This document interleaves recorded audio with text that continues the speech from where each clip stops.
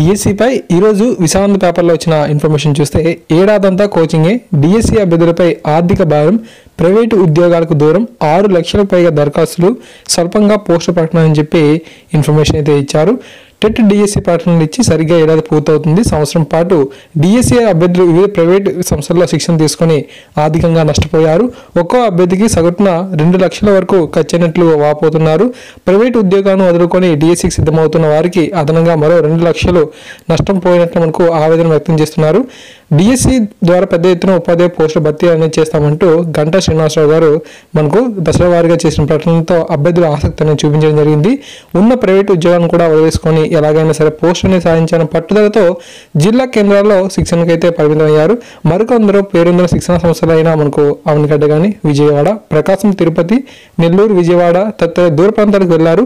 వారంతా కుటుంబాలను కూడా వదిలేసి ఏడాది నుంచి డిఎస్సికి సిద్ధమవ్వడంపై మనకు దృష్టి కేంద్రీకరించడం జరిగింది.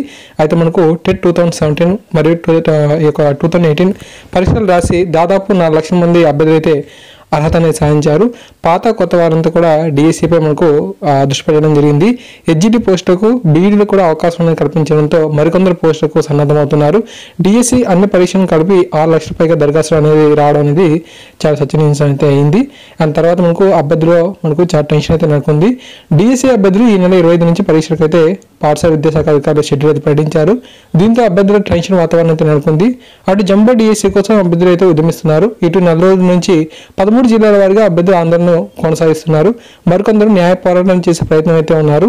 జిల్లాల వారీగా వివిధ రూపాల్లో ఆందోళన చేపట్టి ప్రభుత్వంపై ఒత్తిడి పెంచుతున్న కదలికైతే లేదు. కృష్ణా, చిత్తూరు జిల్లాలో కొనసాగిన సీఎం బహిరంగ సభల్లో అభ్యర్థులు ప్లకార్డులతో నిరసనకు దిగారు. జంబో డిఎస్సి కావాలంటూ నిర్ణయించారు. వారి ఆవేదన పట్టించుకున్న సీఎం క్రమశిక్షణ లేదంటూ మందలించడంపై పలువురు అభ్యర్థులు అయితే ఆగ్రహం వ్యక్తం చేస్తున్నారు. సిలబస్ అనేది భారీగా ఉండడంతో వారి పరిస్థితి అనేది దయనీయంగా మారింది. జంబో డిఎస్సి కోసం జరుగుతున్న ఉద్యమానికి విద్యార్థి, యువజన, ఉపాధ్యాయ సంఘాలు అయితే సంఘీభావం అయితే తెలుపుతున్నాయి. ఓకే, సో తర్వాత మనం చూస్తే ఆంధ్రప్రదేశ్లో వాస్తవానికి 30,000 టీచర్ పోస్టులు అయితే ఖాళీగా ఉన్నట్లుగా తాజాగా సమాచారం అయితే ఉంది. సో త్వరలో మనకు రిటైర్మెంట్స్ కూడా దగ్గర పడుతున్నాయి కదా. 2019 కానీ 2020 కానీ కూడా మనం దూరదృష్టిగా కనుక పరిశీలన చేస్తే చాలా ఎక్కువ పోస్టులు అనేవి ఉన్నాయి. సో వాటికి అప్పట్లో మళ్ళీ ఈ యొక్క డిఎస్సిలో ఈ యొక్క 7,000 పోస్టులు భర్తీ చేసి తర్వాత మళ్ళీ వచ్చే సంవత్సరానికి ఇంకొక 5,000, 6,000 అన్నట్టు పోస్టులు భర్తీ చేసే కన్నా ఇప్పుడే కొంచెం దూరదృష్టితో ఆలోచించి పోస్టులకు సంబంధించి నోటిఫికేషన్ కనుక మార్పు కనుక చేసినట్లయితే బాగుండేది. బట్ ఇన్ని పోస్టులు అనేవి ఖాళీ ఉన్నప్పటికీ కూడాను ప్రభుత్వం ఏ మాత్రం రెస్పాండ్ అనేది అవ్వడం లేదు. సో చాలా మంది అభ్యర్థులు కూడా మనకు న్యాయ పోరాటానికి అయితే సిద్ధమయ్యారు.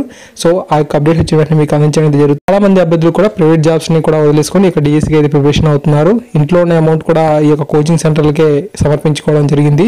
తద్వారా వారు ఆర్థికంగా కూడా నష్టపోవడం అయితే జరుగుతుంది అన్నమాట. అయితే మనకు డిఎస్సి ఎగ్జామ్ అనేది కండక్ట్ చేసినప్పటికీ కూడా పోస్ట్ అనేది చాలా తక్కువగా ఉండడంతో పోటీ అనేది చాలా తీవ్రంగా అయితే ఉంది. ఒకవేళ కనుక జాబ్ కనుక కొట్టుకోపోయినట్లయితే వారి యొక్క పరిస్థితి అనేది ఏ విధంగా ఉంటుందనేది మీరు ఒకసారి ఆలోచన చేయవచ్చు. ఈ విధంగా మనకు ఇన్ఫర్మేషన్ అయితే ఉంది. విశాఖ పేపర్లో వచ్చిన ఈ యొక్క కథనానికి సంబంధించి మీ యొక్క అభిప్రాయాన్ని కింద కామెంట్ సెక్షన్లో తెలియజేయండి. Thank you.